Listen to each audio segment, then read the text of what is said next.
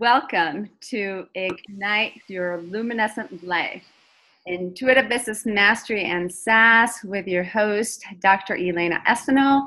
And I am really excited to be here with a really special guest today. Her name is Joy Evans, and I am going to take some time to introduce her a little bit more in just a second. So for those of you that are hearing us or seeing us for the very first time, we are both streaming live on Facebook as well as on the radio. So you might see us kind of doing a little bit back and forth. If this is something that you would like to share, please do. We want to share this message with as many people as possible, so please do share. And what we're going to be talking about is today, I'm really excited because it's really something that I'm really passionate about, which is like how to achieve more by saying yes to less things. So, and Joy is actually one of the experts at this. And so I'm just really excited that she is going to be sharing this with us. So for those of you that are hearing us on the radio, I want to give you some information. So if you want to join us or you want to call and ask questions, you can call us at 646-787-1676, 646-787-1676. If you want to come and see us live, you can come to Luminescent Live on Facebook, and then you can then actually type in your questions, and then I can actually start feeding your questions directly into Joy, which we really like that because it's really fun to have some of that engagement.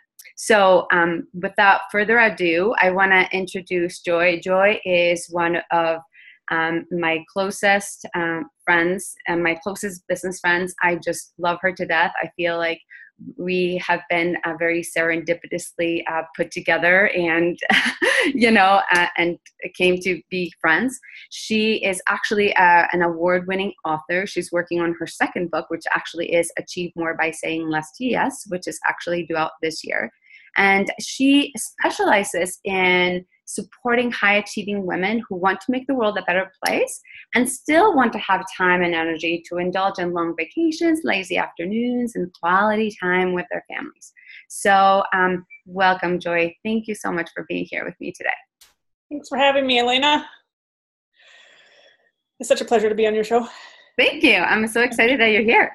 So one of the things that I like to start all my guests with is asking basically, I want our audience to get to know you a little bit more, right? And so I'd like for you to share a little bit about like, how is it that you got to be doing what you're doing now? I think that we all have this kind of circuitous path into doing what we do. And so I'd love to hear a little bit of your story of how you got to be doing what you do now. Yes, it definitely has been a hop and a jump and a start and a turn and one of those kind of things. So, I grew up in a family of achievers. So my mom, I'll tell you a little bit about my family because that kind of informs where I went to. Yes. So my mom was first a elementary school teacher, then a stay-at-home mom. Then she got back into the workforce and started doing managing a real estate office. And then she got back into education and became a principal of schools, eventually moved into and retired from being a superintendent of schools. Okay, so that's my mom. My dad ran a addiction recovery program for a Fortune 500 company. And later, he became a reluctant entrepreneur when they laid him off at one point when they decided that they weren't going to offer those services to employees anymore. Wow. And he moved into being an entrepreneur and doing working in private practice and then doing business consulting, and eventually became the CEO of several multi-million-dollar corporations and still does business consulting now. My sister, who used to be this annoying brat who followed me everywhere, she now is a chiropractor. So she's a doctor also. Huh. And She has a chiropractic office. She has, I don't know, 5 different doctors and a bunch of staff that work for her right now. Very successful, highly rated practice here in Minneapolis. And so, I grew up in, this environment of achievers. So it's not a surprise that that's sort of been my path too. I've struggled with perfectionism my whole life, but I've always been in like the top of whatever it was I was doing, some kind of leadership. I was the president of student council by 5th grade. I'm not surprised. So there's been like all these different places along the way where it's always been, up level. What more can we do? What more can we do? How can I, achieve more? And so it's not a surprise that those kinds of things that happened sort of rolled into my professional world. Mm-hmm. I graduated with a graphic design degree years ago, and my first career was as a freelance graphic designer. Okay. And, circuitous. It's obviously not what I'm doing right now. Yeah. But I developed this way of, being in the world that really didn't work for me. But I didn't know that at the time. I was totally stressed out. I had chronic back pain. I was really uncomfortable in my body. I ate like crap. I stayed up way too late working on client projects. I said yes to pretty much all the wrong things. Mm-hmm. And that's the key right there. Right, exactly. So my life was very complicated. I wasn't happy.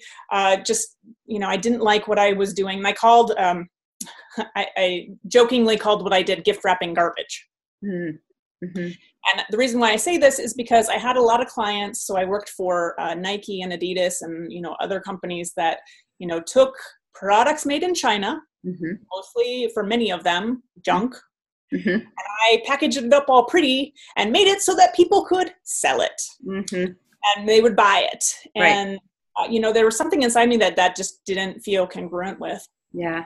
And there was a lot of physical stuff going on for me as well. So there was one day where I was sitting on my bed and I was getting ready to go and gift wrap garbage. And it was almost like, this really loud voice was in my ear and was just like, hey, if you don't do something different, you're going to get sick again. Mm-hmm. And what I haven't mentioned is that I grew up with asthma. And by this point in my life, I had already moved through a place where I had gotten off all the medications that I was on. Okay. Mm-hmm. And I used to wake up every night with a terrible attack while I was on these medications. I wasn't having, at that point, was not having any symptoms anymore at all. Mm-hmm. Like literally people in my life, weren't sure if that was the day I was going to die. Right. Yeah. Like that's pretty serious. Yeah. It was scary for me and it was scary for them. And I was not having any of that anymore. And I did not want to go back there. Right. Mm-hmm. So when I had this realization, like, if you don't do something different, you're going to get sick again. Like, to me, that was like, okay. We're not doing that anymore. Yes, I did listen. And through that journey, I had actually uncovered my intuitive gifts and learned a bunch of holistic modalities that I'd use to heal myself. And so I started, tuning back into that again and getting a bunch of mentors to help me, turn around this ship that was clearly sailing in the wrong direction. Right. Mm-hmm. Here's what happened as a result of that. My chronic back pain went away. I eliminated resentment in my relationships. I started actually loving my work, working more normal hours and with people that I really was excited about working about. And, my work totally changed. And, that shifted me into, working with other women who are high achievers who want to make the world a better place and, need to make space for themselves in order to be able to do that, set boundaries with the people that they need to set boundaries with, whether that's clients or family members or what have you. That was what I needed to shift in my life too. And then just unload all these old patterns of ways of doing things that you must work hard. And, it's got to be, this certain way that we learned, about how to be a good woman and, how to, be accepted. Like, yes. This is the little box that I need to fit in. Well, it didn't fit for me. Yes. And so I find that for a lot of women, it's like, okay, well, I've been told that I'm supposed to be this one way over here. And some part of me believes that I have to be that way in order to be accepted. And I'm not allowing myself to be the way that I really need to be, which is over here. Yes. Yeah. Yeah. And so I'm relate to that. A lot of things that I know that we're going to go back and touch on because I think that they're really, really important. And I know that you specialize in working with women. And I think that that's like true for both men and women in many ways, right? That we believe that we need to be and show up in a particular way. And then in doing so, we dishonor really who we are and all of the gifts that we bring into the world and how we need to be showing up in the world. And so I really love what you're saying, and I'm just chuckling, because I'm like, yeah, well, it's no surprise that we're like such good friends, Or like, so, except for you listened and I like didn't, so I like really like slammed into I got hit with the 2x4 earlier, correct. Like they had to pull out the 5x7 or whatever, And I do want to say here, because I think that this was one of your gifts, is that you embody it into every single thing that you do. Because I remember that when you and I first met, actually, that you actually helped me have this conversation about like, okay, like if you had to shift your life all of a sudden and create another 20 hours in your week, how would you do that? And back then I was like, there's no way I can do that. Like, that's just impossible. I remember that conversation. And you were like, and we kept having that conversation throughout the night. And actually that conversation was what allowed me to, join this really high level mastermind that really transformed my life. And I don't know that if I had had that mindset shift and that way of being able to see my life and my business in a different way, that I would have been able to allow something so big into my life, So, so I remember that very, very, very clearly. And I'm like super grateful for you. And I just kind of want to share it because it's true. It's part of our story. And it's like, it's part of the gift that you bring, like so much weaved into everything that you do. Thank you. Thank you. Yes. Simple, streamlined. Let's do it in a way that's fun. Yes. I love it. I love it. So you talked a lot about, this idea of feeling like you had to achieve, like perfectionism, like you had to fit into a box and do things in a particular way. Mm-hmm. And sort of before you came into realizing like there's actually a different way of mm-hmm. going about and doing things. So would you say that that's the core of what you help people do and shift?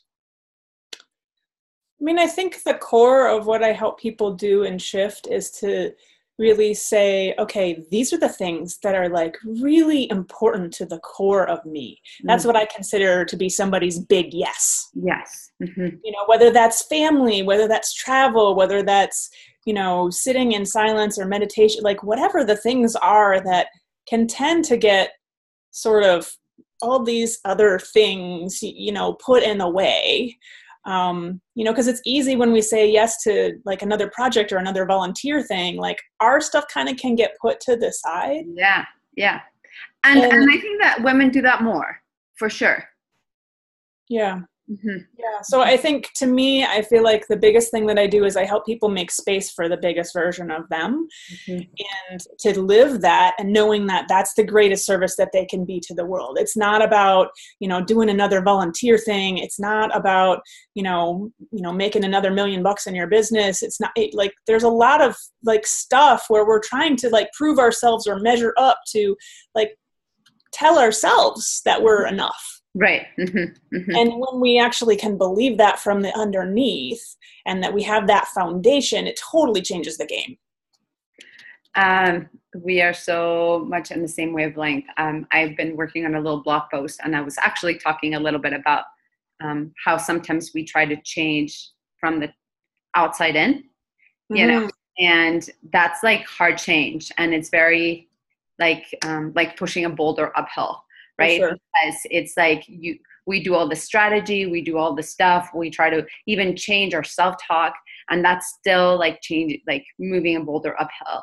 And that if we don't really go to like the core, a long time ago, I remember working at the counseling center and I kept thinking like, gosh, we're like so busy jumping into the river, trying to like save the people yeah. drowning in the river, but nobody's asking like, what's getting the people into the river in the first place? Like, why don't we just go up the hill and figure out what's getting people into the river and then stop that? Because this feels like a never-ending battle, you know? And so I just feel like you're kind of talking about that very thing. So are there some things like in particular that you find that high achieving women tend to do that cause them to kind of get stuck in that part of like overachievement or exhaustion or overcommitment or that kind of thing? Yeah, so there's 3 things that I think would be helpful for us to have a conversation about specifically, very practical sort of pieces. Yeah. First trap is really about letting your cell phone run you instead of you running your cell phone. The second one is about letting guilt derail your decisions. And the third one is about not saying no even when you want to. Because that messes up everything else. Wow. So I'm happy to talk about those in more detail if that Yes. Let's take each one of those at a time. And so if you guys are just tuning in and you're on the radio and you want to call in and have some questions, the number to call is 646-787-1676. And then if you are watching us live on Facebook, it's on Luminescent Live. And what's cool about it is that you can actually just type in your questions and I will get to see them. And then I will kind of, sneakily feed them into joy. So, so let's start a little bit about like the piece about the cell phone, because I think that this is a really big one. I often talk to my clients about like, don't wake up and look at your cell phone, or don't look at your cell phone the first thing that you wake up or the last thing that you do before going to bed. But I would really love to hear like, what are some of the things that you are finding, right? Like that you're seeing in terms of patterns, and then what are things that people could do? Yeah, so I'll share 3 tips. Will that work? Yeah. Related to cell phones that I think are really helpful for people. Sure. We have, most of us carry this lovely device. There's us on there. Around with us all the time. And so we kind of grown up in this culture of this. Most of us understand that we're like almost always available because we carry a cell phone in our pocket, unless we decide we're going to handle it differently. Right. And so, the issue when, our cell phone is running our life rather than the other way around, we're running our life and then using our cell phone as a tool. What's happening is that we're not setting boundaries in our relationships. And so that impacts, the cell phone blowing up, or, a million emails or a million texts, or like all this back and forth. When we haven't managed our relationships well, then how we utilize technology to interact in those relationships starts to go all haywire. Right. Mm-hmm.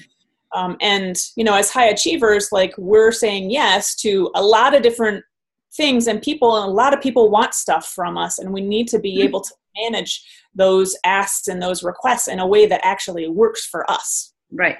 So, because, and you mentioned these 3 things, and then we'll get through them, but I'm guessing that these things are all kind of also interrelated, right? That part of the reason why our cell phone is running our life is because we have this high need for approval, and that if we feel guilty if we don't respond or reply in a certain way. We want to people please. Yeah. Exactly.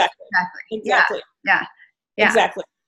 And so it doesn't have to work that way. And so it's just about kind of setting up how you're having those interactions a little bit differently to start off with. And because most of us carry a cell phone, it's a very easy way to kind of get started with, okay, how am I going to start, interacting a little bit differently and managing these relationships differently? If you want to be able to take a vacation for 7 days without your cell phone, then that requires actually communicating with probably all the people that are engaging with you slightly differently. Yeah. If that's a challenge. So my 3 tips: number 1, schedule when you're available by cell phone and when you aren't. Okay. So what that means is make sure that, you've got I'm available by cell phone from 9 until 7, but, after 7, that's my family time, or that's my relaxation time, or what have you. So my, maybe Sundays for some people is like, okay, technology free day. Then what happens is when we don't have that downtime, we feel like we're always available, and then we're always working. Yeah. It means we never rest, we never reset our, and you could probably talk more about this specifically about what that does to our brain. Yes. And, our performance just goes, woo. We can't operate at that kind of level for a really high period of time if we don't have downtime. Yep. Absolutely. Absolutely. So the second piece is give 100% of your attention to the people that you're actually in front of. So we live in this world where we are the most connected that we have ever been, and we are feel the most isolated. Yes. And so if we want to make a big impact in the relationships that we're closest to, we need to put our cell phone away. The easiest way to do that, whether that's you're in a client meeting, it's like you're in a meeting with somebody and they're like, oh, I'm so sorry. Oh, I just have to take this. I just have to take this call. Oh, excuse me. Like, you don't feel like someone values your time or attention, you don't feel valued when that happens. It's 100%, 100%. Like, really? Like, we just have lunch like once a month. Like, you can't just be here for like an hour and put it away or like not answer or yeah. It's like the person that's most important is the person who is right in front of you. Everybody else can wait. I love that. And I'm just going to say that again, because I think that that's like such a key point. Like the person that's in front of you is the most important person. And it's so funny because it's kind of like an unwritten agreement that Shane and I have in our relationship that like real life. And so how we said it was like real life always comes first. Oh yeah. I love that. Which meant like, whatever is happening, like if we're in front of each other, then that comes first, like the phones are second, and so, and it's really hard sometimes to do that, for me, it's like, I've gotten used to my phone is never, the ringer is never on. It's always on silent. And so I think that, like I've just kind of gotten used to, like, I just never answer. I just, check when I'm available, and people know that they'll respond when I'm available. And if I'm not responding right away, it's because I'm not available. And that's sort of, I haven't actually had a conversation, and I'm kind of curious about what your take is on this, because I've never actually had a conversation that said like, hey, by the way, if you call me or text me, I will respond to you if I'm available. And if not, I'll respond to you as soon as I'm available. Right. But I think that that's just kind of how I do it, and people kind of have gotten the gist of it. But I'd be curious about like what you mean in terms of like the boundary setting and kind of how you're setting up the relationships. Yeah, I mean, it's great that you bring that up, because that's actually, if I was going to add a fourth point, the fourth point is really about communicating whatever it is that your guidelines about when when do you look at email, when, like, what are your response times? Like, for some people, like they send you a text and they expect like a immediate reply from people because they operate differently than, maybe I do or whatever. Like usually if there's somebody that I'm in a relationship with, certainly someone that I'm in a client relationship with, I'm going to communicate to them, okay, I'm in the office Tuesday through Thursday. Yeah. And I'll respond to you as soon as I'm available Tuesday through Thursday. And if it's after that time, if I happen to see it and I have, have time to respond to it, I'm happy to do that. But you might not hear from me again until Tuesday. Right. Which is awesome. So as long as people if there's a misunderstanding about, one person thinks that you respond immediately and the other person is like, okay, whenever you're available, if you just, like on my voicemail message, for example, it says, I'm in the office Tuesday through Thursday. I'll return your call as soon as possible. And normally I return my calls Tuesday through Thursday. I'm just giggling a little bit just because my voicemail says it might take 2 business days to get back to me, and my friends always give me shit about it because they're like, I hope I make your 2-day, But there's some days that are just really packed, and I just, it's just not going to happen that day, and so then I'm setting it up, and so I love it because you're talking a little bit. You're also moving a little bit in terms of structuring the relationship with your client, with your clients. And maybe you can share a little bit about like the difference of structuring that with your clients versus your friends and family. Because, like with my clients, I usually say, because I'm usually with other clients, I won't be able to respond to you right away. If you need to, the first thing, if there's something urgent, text me. If not, email me, you can leave a voicemail. That will be the last thing that I'll check, So if that's urgent and you need to leave a voicemail, then text me and say there's something urgent you need to right? And so they kind of know the thing. But I don't do that with my friends and family. And I think that sometimes we struggle actually with our friends and family a little bit more to set those boundaries that maybe we do with our clients. Would you agree? I think it sort of depends on the person. For me, at this point, I'm pretty straightforward about, how things go. It's like when I have a new relationship with somebody or whatever, I'm like, I give priority to the people who are in front of me. Mm-hmm. And, if I'm spending the weekend with my partner, like, I'm not on my phone. Right. Mm-hmm. I'm just not. Right. So, that goes for, any of my friends, that goes for my parents, like, like, for me, the world is not going to end. If there was an emergency, I'm not going to be the person to handle it. Of course, I'm not a parent, so there's a little bit different sort of dynamic for myself personally. Yeah. But there's a lot of different ways that people handle that. I know one of my clients, she really struggled. Like, her mom called her constantly, Mm-hmm. and she called her at work. And she and her mom had this relationship that was kind of like, Mm-hmm. and because her mom was a pretty negative person. Mm-hmm. It was like any idea of an interaction with her mom just like totally blew up her like inner world, my client's inner world. Mm-hmm. And so her mom calling, like, first of all, she didn't want to call her back. The second of all, she, didn't want to have the conversation, didn't want to listen to the email, didn't want to listen to the message, didn't want to have the engagement at all. And she actually needed to like reel back. Mm-hmm.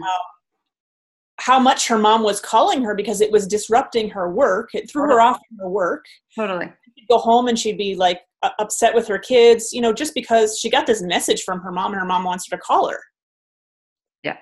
Yeah. And they had the same kind of conversation every day. It wasn't like adding value to either of their lives, but because her mom didn't really have anything that she could count on, she was always constantly like, relying on her. Are you there? Can I count on you? Can I count on you? Like, I'm needy, I'm wanty. Right. So because, my client is going like this and mom is like, trying to like pull hard. Yes. Like, it just made it so much worse. Yes. So I'm actually at the end of our conversation today, when we talk about the trap number 3, not saying no when you want to, I can use that as an example of how to kind of turn that sort of situation around. Because I'm going to share with you a way to be able to say no in a way that people actually fall in love with you while you're doing it. I think that's fantastic. And I love that you're describing that, because it's what I call the push-pull dance. Mm-hmm. And one of them is like pushing and the other one's like, please don't, Yes. And I think that the piece about saying no is like such an important piece of like, that's in some ways the foundation, right, of kind of creating that space and that time and people respecting you. And yet we have such a hard time saying no, right? Absolutely. Absolutely. So yeah, share a little bit more about like, why is it that we have such a hard time saying no? And, and how does that then impact everything else that we do? I think we want to please people, and particularly as women. I mean, I know that this happens for all people because we have an attention need and we want to be loved and we want to be liked.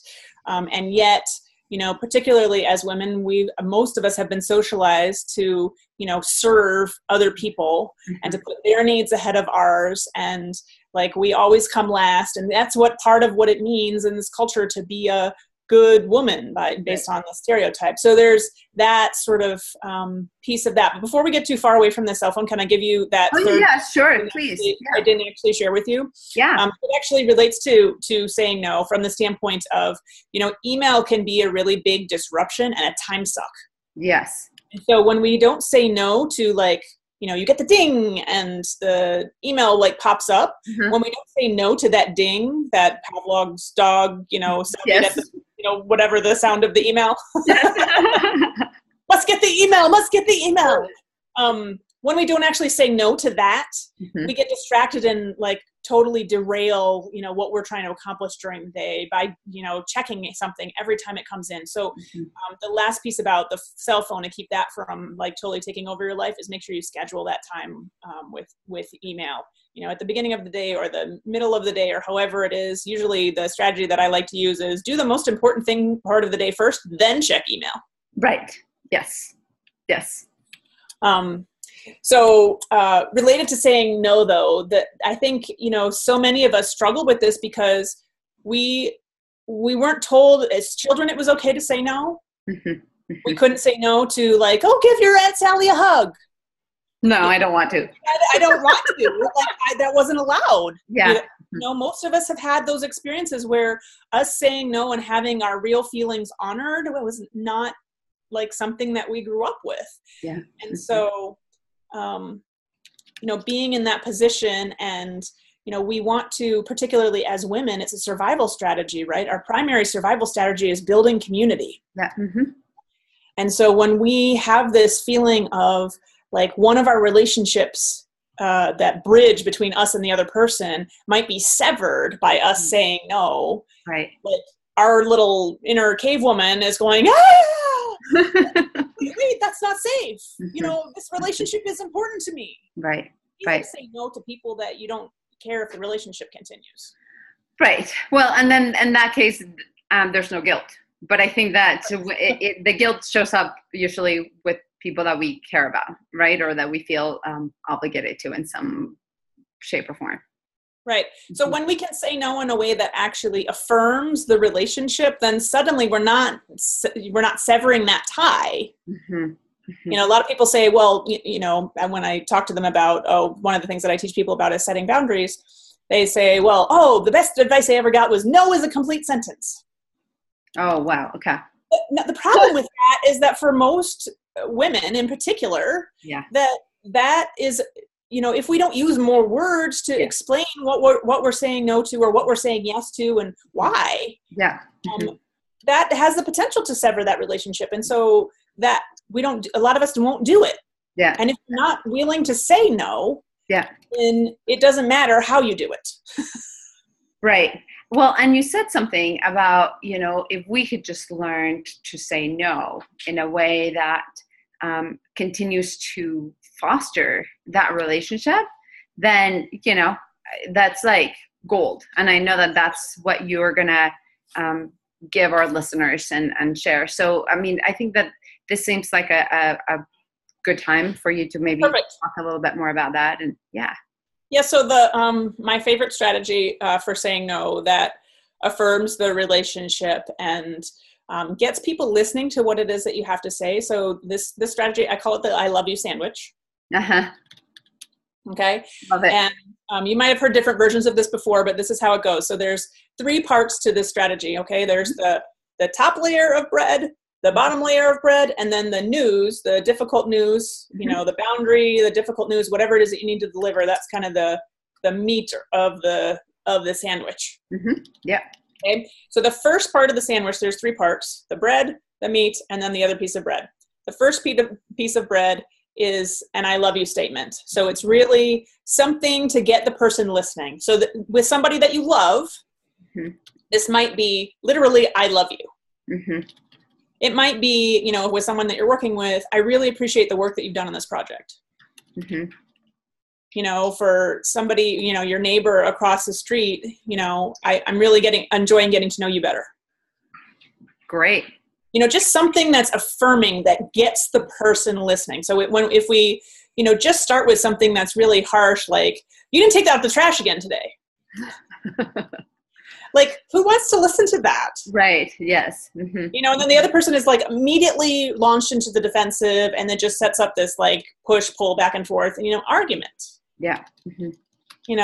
Okay. So this second piece is the meat. So the meat consists of sort of 2 pieces. It starts with the conjunction and. Okay. Not but, and. This is like the biggest, thing that trips people up. Because most of us are accustomed to saying something to the effect of, you're a really good person, but. Which negates everything that came before. Totally. Exactly. You got it. Okay. So that totally doesn't work. Right. So when you say, and you're a really great person, and this one thing isn't really working for me. Now I've affirmed both that they're a really good person and, it's not a good match to work together or, whatever it is. Right. The timing is off, like whatever. Yeah. Yeah. So it's the and, then it's whatever difficult news that you need to deliver. Awesome. Awesome. Okay. And the key piece there really, I mean, I'm going to just highlight it because I know that I'm familiar with it and you are too. And sometimes I tend to think like, oh, okay, well, everybody knows this. And then I just kind of gloss over things. And this is like really important. You know, the key piece there is being able to have that really affirming thing and then follow it with and Yes.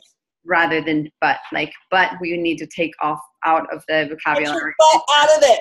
Yes, get the butt out of it. And use and. Yes.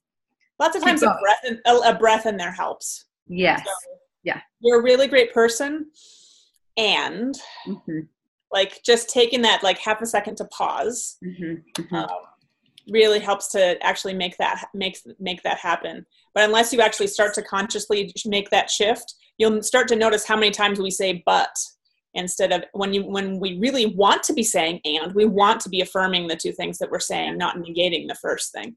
Yeah. And I would even challenge people to add this to just about every time and every sentence where they want to say but, because I think that if we get into the practice of doing that, like all of our relationships will change in a major way. For sure.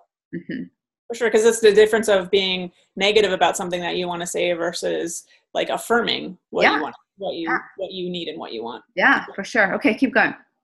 Okay, so the first is I love you. The second piece is and then the difficult news, whatever that is, and then the last piece is another I love you statement. So this is the piece that's going to affirm the relationship. Okay, so that might be in the case of let me give you a whole example, like the where we were talking about my client whose mom was calling her a million times.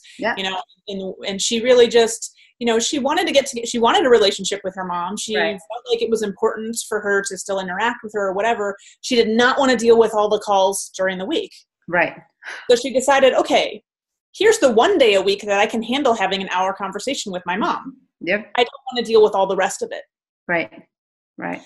And so, we worked through it together, and she came up with a strategy that was similar to, hey mom, I really love you and I really love having conversations with you. And I'm finding that when you're calling me during the day at work and on the weekends when I need to be really focused and available to the kids, that I'm having trouble staying focused on, what I need to be focused on. So can we, here's the affirmational statement, can we, have a call on, Friday night, at 6 p.m. and, we can talk for an hour, and that you'll be able to talk to me for an hour, and we won't have the back and forth with the messages and the whatever, basically now she's affirming that she wants to connect, and here's how she's open to doing it. Right. Yeah. Yeah. Yeah. So another way that might look is like, let's say you're turning down a volunteer opportunity. Okay. Wow, that sounds like a really great opportunity. I'm really glad that you're doing that kind of work. And right now I'm not available to take on any other projects. Yep. I'm really glad that you're helping to support this organization. And if I find somebody else who might be a good fit for what you're looking for, I'm happy to, send them your way. Great. That's awesome. And so I want to say something, because in this example, as you're running through this example, which I think is fantastic, it sounded like if there is a request or an alternate suggestion, then we would want to insert that either at the end or before the last I love you statement, so to speak, right? Like, so that you're reassuring, I really want to. And so here's an alternative for the thing, right? Like sometimes we don't want an alternate, right? Like the volunteer opportunity was an example for that. I think that this would be really, I think that this would be particularly helpful also for any kind of, not just business owner, but hiring managers. And, when you are having to receive so many applications and turn people down, right? That would be a fantastic formula to help people walk away feeling still bolstered, and being very clear and honest about what you can and cannot do. Absolutely. Well, and most people, because they don't know how to have those conversations, just ignore following up with everyone else, which is kind of sad. Yes, totally, totally. And I mean, and I see this often, and you probably do too, where people are like, yeah, I just couldn't deal, so I just didn't, and so it'd be like days, and then it's like the guilt. And so we'll talk about that in a minute. But I think that I'd love to hear, where can they get this guide of like how they can say no in multiple ways, because I think that sounds like a really valuable resource for people. Yeah, so I have the 5 strategies for how to achieve more by saying yes to less guide, and I think I shared with you the tiny URL. So it's tinyurl.com / did I tell you that it was? I don't have it in front of me. I'm sorry. I'll look at it. Gift from Joy. Gift from Joy. That's what it is. Yes. All one word. Gift from Joy. So yeah, if you would like to get that guide, it's a pretty much a quick start guide to everything that we're talking about here. Give you some great reminders about saying no and setting boundaries with email, and just 5 different places where you can actually find time specifically right now in your world and in your life, and achieve more by doing less. That's awesome. And I have, so I'm going to say it again for those of you that are listening on the radio. It's tinyurl.com / gift from joy. And that's all one word. And then those of you that are on our Facebook stream, then I'll just drop it in one of the comments as well so that you can see it. And we'll repeat it again, but I just it seemed like this would be a good time for you to kind of share that piece, given that we talked so much about like all of the no's. So it seems like then when you start talking to people about saying no, because this is how they're going to create more time for them, right? And I guess like I am making that assumption, but I guess I want to make some room for you to kind of share like, so how the no, it's related to them, like actually having more time and ease, and right? Yeah, I mean, to me, like my philosophy about saying no is like this. We're not really saying no to things. We're saying yes to the stuff that's our highest priorities. Mm-hmm. And if we do not, it's sort of like you live in the castle and there's a big wall around the castle. If you just, don't have a wall or a container around the castle, like everything and everyone comes up just wanty, needy around the stuff in the middle, and, they trample all of the beautiful things that you're trying to grow in your garden. Mm-hmm. Those are the things that are, our big yeses, mm-hmm. So that's like time for our body to recharge. That's, so that might be enjoyment of, our hobbies. That might be enjoyment with our families, like whatever it is that's in your garden of yes, so to speak. Yeah. That's the stuff that we are protecting and making space for by saying those no's. So the no's are not personal at all. It's really just, if I don't hold my, that space and that time for the things that are my highest priorities, whatever my values are, and, whatever your values are. I mean, all of us are going to hold space for different things in our life. Totally. It could be travel. It could be, whatever. Totally. Time with grandkids. It doesn't matter what those things are. It only matters that they're important to us individually. Right. Mm-hmm. And so those no's actually protect that space. It's kind of like the sentries around the outside that protect that beautiful garden and allow it the space to grow without being trampled. I love that. I love the analogy of the castle and the garden. I think that's a great analogy. So I know that for some people, kind of the idea of then kind of saying no, and I think that the sandwich that you have given is really, really powerful, right? And people need to practice. But my guess is that even for some people, just even the thought of saying no, like it's going to bring up like immediate guilt, right? Because like, oh my gosh, like what's I remember I'm coming back to that conversation that you and I had, and you were like, so what if you had to, and I was like, no, like there's no way, there's no way that could happen, and you were like, but what if, and you were like, and I was like, I don't know, so there's like all of this anxiety and guilt. And so can you talk a little bit about the stuff that comes up when we like play with the idea of saying no. Mm-hmm. I mean, one of the biggest things is guilt, right? Yes, Like totally. we'll like just like play with the idea of saying no to something, and then those feelings of guilt rise up, and then we're like, oh no. And then we immediately back off and then just ignore the thing. Yes. That we really want to say no to. So lots of times, like uncomfortable feelings, whether it's guilt or like just discomfort in whatever way that looks for us, right, comes up. Like lots of times, as soon as we run into that, like we start moving forward, and then we run in, like we get hit with this, all these feelings, and then most of us, when we've had a pattern of not saying no to the things that we really would like to, just let that be the defining moment. Well, because I mean, I'm thinking about the idea of like ignoring or like not wanting to reply, and it's kind of akin to like going like this. Yes, it's totally hiding.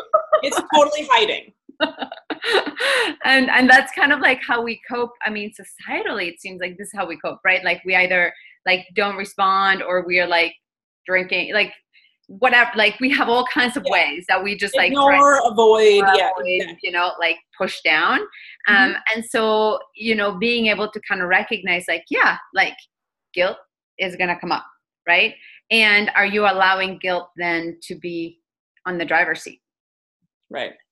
And that becomes a problem. And I think for most of us, and I know that this was true for me, it wasn't until really pretty recently, and you and I have done some of the same training with Jay Facette. He shared a really like brilliant, like blew my doors open way of like perspective about guilt. Can I share with our audience about what that looks like? Yeah. Because what I found is that when you don't understand how guilt works, you have no idea how to get out of it. Yes. Mm-hmm.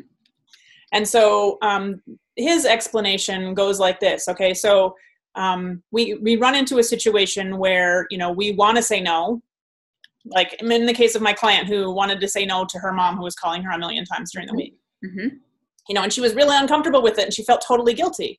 Okay, so we have this, way that we want to behave. She wanted to tell her mom to, screw off. Like, I don't want to deal with you until like whatever. Like that was how she felt about it because she was so frustrated, right? She wanted to be able to say no to her. She had this way that she wanted to behave. And yet she had this belief about what it was to be a good daughter. Mm-hmm. Mm-hmm. And what it was to be a good daughter did not involve saying no to her mom. Yeah. Mm-hmm. And so when we have our belief and our behavior and the two are not aligned, there's this thing that happens where there's a bridge that gets built in between, and that's what guilt is. Yeah. It's a way of punishing ourselves arbitrarily for having a belief and a behavior that are two different unaligned things. And what happens is we have the guilt, we punish ourselves for an arbitrary period of time, and it gets us off the hook from changing either the belief or the behavior. Right. Right. So what so guilt keeps us stuck in this path. Right. It's like this cycle. Yeah. So what guilt actually is an invitation to change either the belief or the behavior, because when we do that, then we can create alignment with both of them. There's not the separation. When there's not the separation, there's no guilt that builds the bridge in between. Right. Which I love. I love how you have synthesized this. One of the things that I tend to talk about guilt as guilt is just a red flag.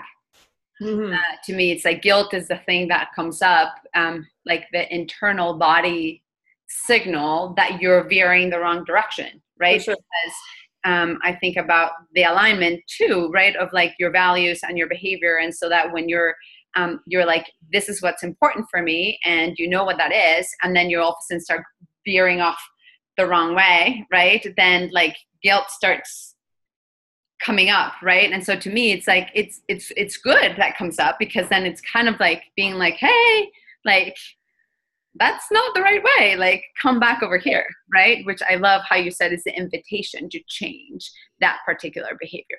So it's actually, for the most part, it's not actually necessarily an invitation to change the behavior, because the behavior is usually like what we want to do. Right. But the belief is usually an old belief that goes back to like programming that happened way back when. Mm-hmm. And usually if we take on a different belief, well, I could be a good daughter if I talk to my mom on Fridays, Mm-hmm. Then, she can fulfill her belief in a different way than the way that she was thinking that she could fulfill her belief before. Yeah. Yeah. And I love you can, so usually the easiest pathway is not to negate what the action that you want to take. It's really to align your belief with the action so that your values and your actions are, on the same path. Same pathway. You need some reframing around some old patterning that's, telling you what the story is right now. And that's why the guilt is showing up. Well, and because there's two pieces about it too, because some of it, and I think a little bit of what you and I are talking about is the guilt that shows up when we're not doing, not doing something that we're really aligned with, versus some of like the guilt that's sometimes imposed upon us. Oh yeah. You might want to talk a little bit about that. Well, guilt that's imposed upon us, it's kind of, so particularly in families, Mm-hmm. we have a lot of ways that we have learned to manipulate one another emotionally. Yes. Mm-hmm.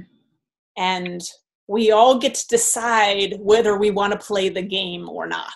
Mm-hmm. Mm-hmm. There's certain people that I'm in relationship with where they start to like behave in a particular way, and they start to like, oh, but blah, blah, and then they start to like get into the whining and the whatever. And like, I can choose to let myself go there, that it's my job to take care of her or whatever, or I can choose to let her have her own experience, and I can choose to have my experience. Mm-hmm. Mm-hmm. So my belief is that no one can make you feel anything, that no one can guilt you. It's really like, okay, am I going to choose to play with them in the way that they are, that we maybe have been playing before up until now?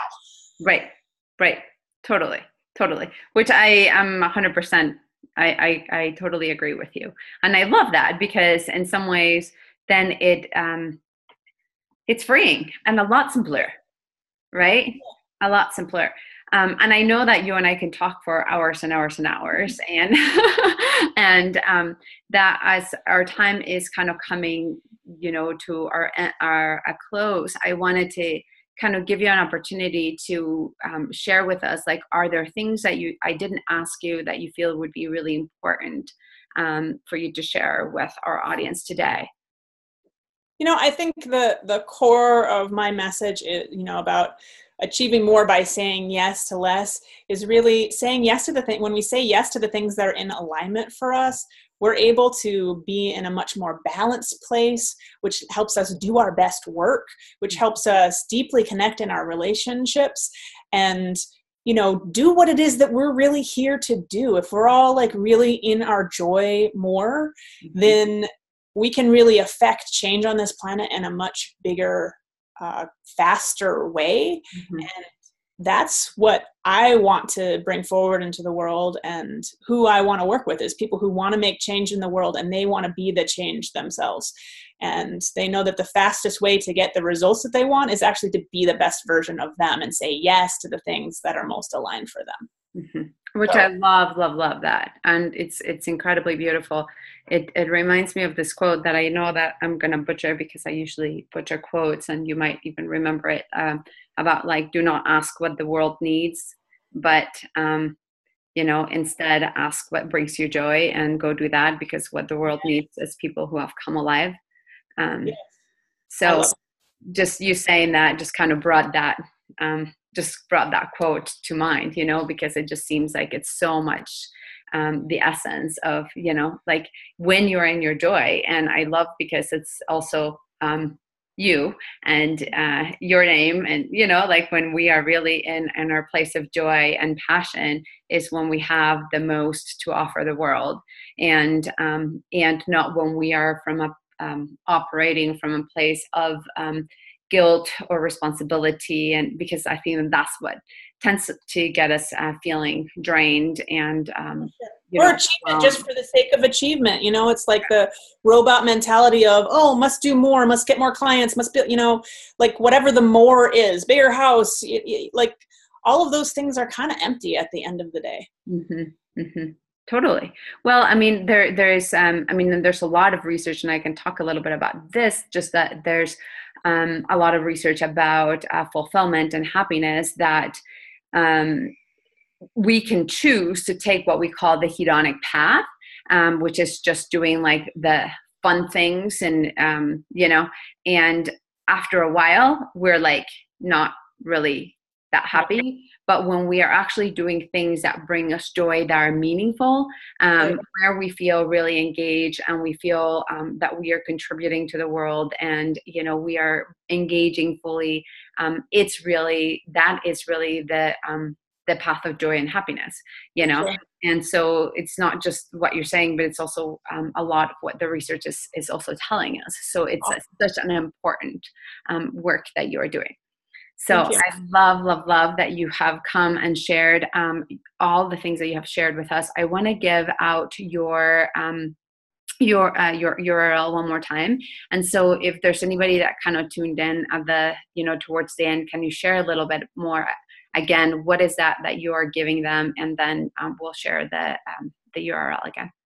Yeah, so I've got a quick start guidebook with 5 strategies for how to achieve more by saying yes to less. And in that, you can read the whole thing in about 10 minutes. You can have stuff to implement right today. 5 different areas of your life where you can find more time by implementing these strategies starting right now.